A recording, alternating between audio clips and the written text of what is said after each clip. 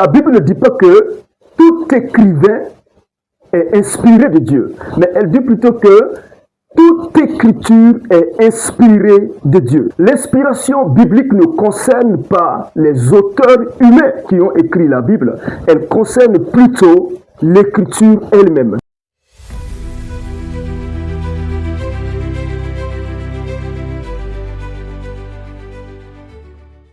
Shalom, bienvenue à 7 minutes pour revenir à l'évangile. C'est un plaisir encore de vous retrouver pour partager avec vous ce soir l'excellente parole de notre Seigneur Jésus. Nous continuons dans notre série sur la parole de Dieu, à savoir la Bible. Nous avons vu que la révélation biblique a été progressive, allant donc d'une révélation générale à une révélation spéciale. Autrement, Dieu s'est révélé dans la nature, premièrement, au travers de sa création, qui raconte la gloire de Dieu, et Dieu s'est révélé de façon spéciale au travers donc des Écritures. Et nous nous posons la question, comment est-ce que l'Écriture biblique nous a été donnée? D'où la thématique donc de l'inspiration des Écritures. Nous lisons dans 2 Timothée chapitre 3, le verset 16, que toute écriture est inspirée de Dieu. Le mot inspiré de Dieu dans le grec, c'est un seul mot, théopneustos, qui veut dire simplement souffler de Dieu. En d'autres termes, l'écriture a une source divine. Elle provient même du souffle de Dieu. Et cela nous est également dit dans 2 Pierre chapitre 1, le verset 21 que je lis pour vous. Car ce n'est pas par une volonté d'homme qu'une prophétie a jamais été apportée. Ici, le terme prophétie n'est pas vu comme étant une prédiction divine, mais plutôt un message de l'écriture. Ce n'est pas par une volonté humaine, une volonté d'homme qu'une prophétie, qu'un message de l'écriture a été apporté, mais c'est poussé par le Saint-Esprit que des hommes ont parlé de la part de Dieu. Oui, Dieu s'est servi de 40 auteurs différents sur une période de 1500 années, depuis Genèse jusqu'à l'Apocalypse, pour nous donner le message de la Bible. Et cela n'émane pas donc d'une volonté humaine, mais elle provient donc de Dieu, du souffle divin.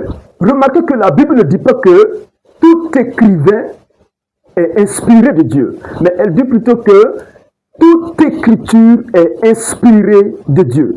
Voici.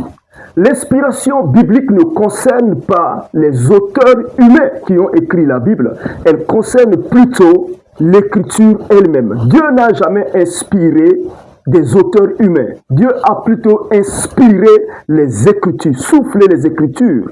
Et c'est poussé par le Saint-Esprit que ces hommes-là ont écrit donc de la part de Dieu.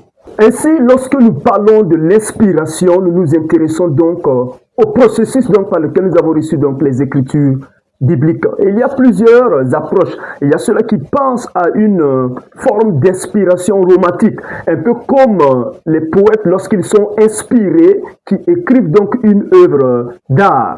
Mais ce n'est pas de cette manière que Dieu a inspiré donc les Écritures. Ce n'est pas non plus par une inspiration mécanique ou une inspiration à la dictée. C'est-à-dire que Dieu n'a pas dicté les auteurs humains de la Bible et ils ont écrit donc de façon mécanique. Ce n'est pas de cette manière, même si parfois dans certains passages bibliques, ils ont reçu directement et ils ont écrit directement les paroles donc de la Bible.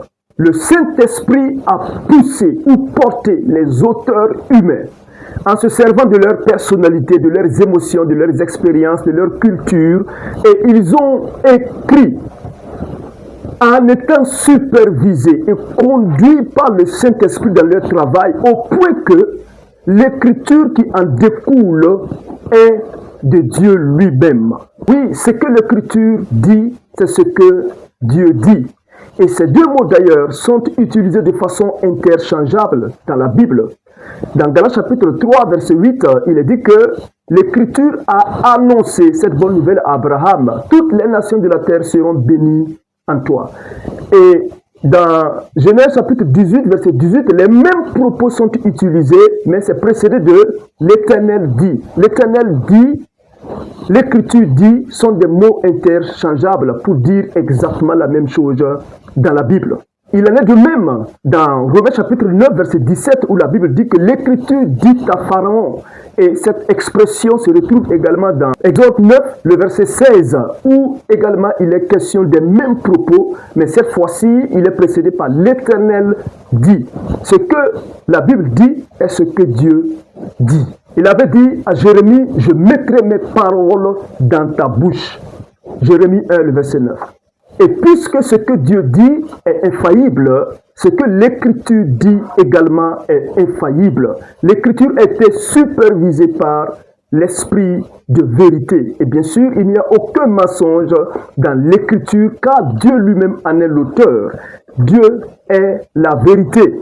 Et sa parole également est la vérité. Jean chapitre 17, verset 17.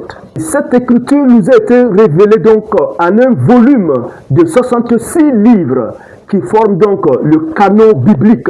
L'écriture a été préservée donc de toute manipulation, de toute hérésie, au point que le Saint-Esprit non seulement a donné la Bible, l'écriture par le miracle de l'inspiration, mais aussi a préservé cette écriture donc de toute erreur ou de toute manipulation donc des êtres humains, car il en est capable. Ainsi donc, certains livres ne sont pas inspirés, tels que les livres deutéro-canoniques ou encore les livres apocryphes, qui ne sont pas de l'inspiration divine.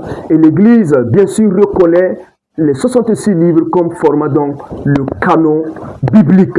Ce n'est pas l'Église qui a déclaré les 66 livres comme étant le canon biblique, comme étant les livres inspirés. Mais l'Église n'a fait que reconnaître ce que Dieu lui-même a inspiré et établi. Pas plus que Newton n'a pas créé la loi de la gravité. Il n'a fait que reconnaître cette loi qui existe déjà et qui a été créée par Dieu lui-même. Alors, si la Bible est inspirée, si les phrases, les mots, tout est donné par Dieu, soufflé par Dieu, on pourrait s'interroger donc sur certains aspects, certaines recommandations de l'apôtre Paul dans la Bible, lorsqu'il dit souvent, je donne un avis, ou lorsque Paul dit souvent, ce n'est pas le Seigneur, c'est moi qui le dis. Qu'est-ce que cela voudrait dire? Comment est-ce que nous pouvons entendre de ces déclarations donc de l'apôtre Paul? Ça sera bien entendu la semaine prochaine. En attendant, portez-vous bien et restez connectés pour plus d'enseignements centrés sur la Bible. Shalom chez vous.